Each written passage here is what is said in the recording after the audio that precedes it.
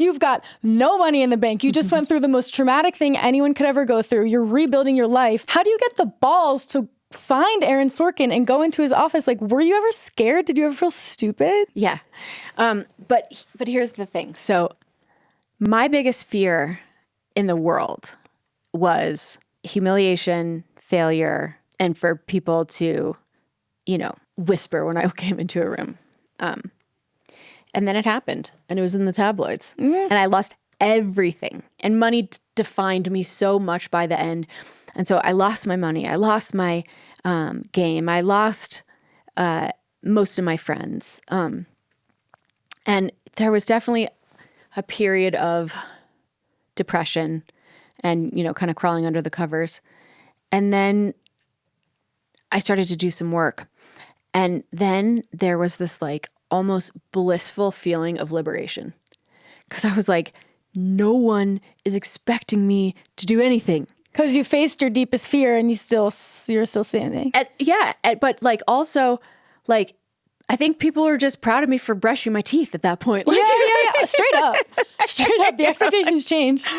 But like also, people had just sort of like moved on. Like, people adapt.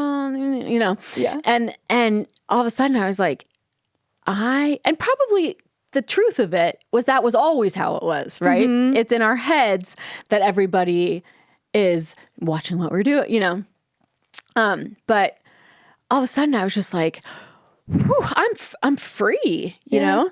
And then also ego's gone, right? And so with those two things out of the way, there was like no limit. That's when the party really starts. Yeah, exactly. Because like you're like, I've already lost literally everything.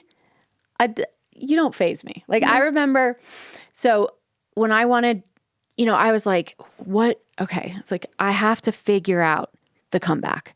And it's not easy to figure out because I was 35 years old, millions of dollars in debt, a convicted felon, I was a social pariah.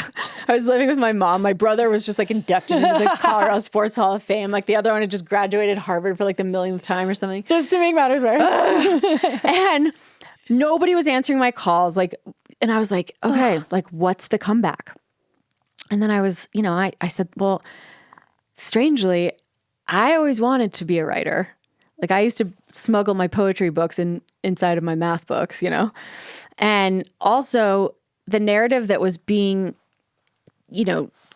told in the tabloids was of course like so reductive. Yeah. And I was like what I did, don't like what I did. Like I built a real business with real numbers and, and I have a skill set. With the top upper echelons of society, mind you, like please.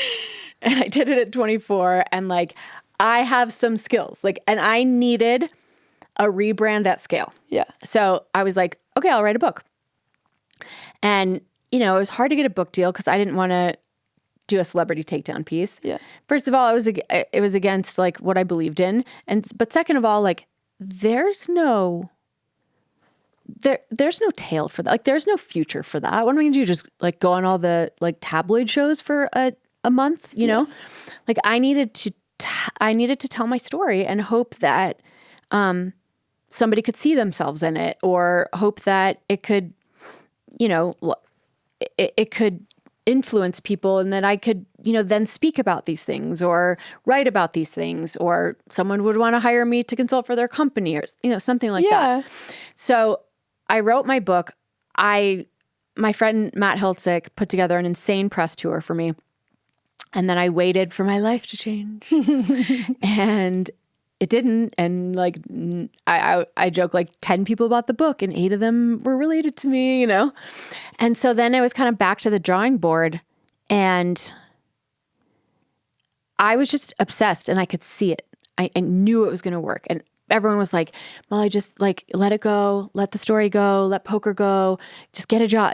And I was just like, get a job, Molly. Yeah. I'm like, okay, what job? I like owe $3.5 million. Yeah. I'm a convicted felon. And like people think, yeah. Okay. And so then I just got more strategic and I was like, okay, I need a filmmaker who, when they make something, it makes noise, it makes money. This is how to scale my rebrand. But I had a big problem. There were really famous A-list actors, studio heads, hedge fund, big, huge, like bank owners, politicians, people from the tech world that were like asking the studios and producers to shut this project down. Even though I had fallen on the sword and not been a confidential informant, even though I could have gotten a 7-figure book deal. And this one I was going to fight for. So I literally made a short list of the most successful filmmakers in Hollywood. It was like Spielberg, Sorkin, Bigelow, Catherine Bigelow, like Shonda Rhimes, like the people, like the biggest. Yeah. No second tiers. And I just really believed that this content would sing in Aaron's hands. And I love his writing, and he writes brave, morally courageous characters. And I just felt like it's him. Now, he had just won an Oscar. He was the highest paid screenwriter in the world. He didn't have social media. He's reclusive. And you had no attachment to him? No, none. And so I just hit the bricks, and anybody, like, I just pulled on the strings and met Ken Hertz, who is now my good friend and entertainment attorney. And he's like, he's a personal friend. I'll ask her a favor. Why do you think he wanted to do that for you? Because you were like coming to him with authenticity? I think he liked the story. Yeah, believed in the story. Yeah, but also, yeah, he liked me. Yeah. Right? Like, because had you known him before that? Or had you No. met him? Okay. It's like an insanely amazing personal favor. That's where I feel like the universe comes in and is like, this needs to happen. And like, thank God it was Aaron Sorkin, because that movie kicks ass. Yeah. Right. But I think that's where you also learn effective presence, right? There's this combination of vulnerability, like mischief, also like an admiration for somebody and a bravery to like tell them the unique characteristics that you think are cool, and then give someone the opportunity to save someone's life.